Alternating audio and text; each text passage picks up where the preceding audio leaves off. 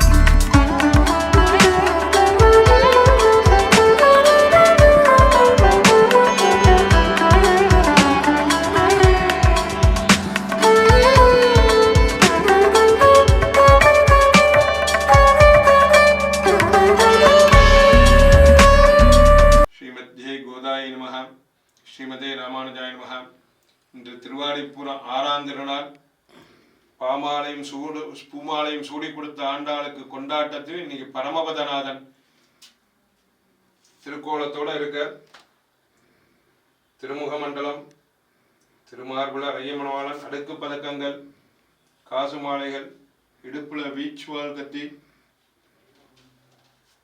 சக்கரம், சங்கம், இடது கையில கதையோட ஆதிசேஷன்ல வீட்டிலிருந்த திருக்கோலம் அமர்ந்த திருக்கோலத்தோட இருக்க.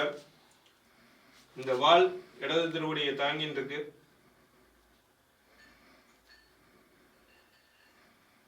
ஸ்ரீமத்யை விஷ்ணு சித்தாரிய மனோநந்தன ஹேதவே நந்தநந்தன சுந்தரியை கோதாயை நித்தியமங்கலம்.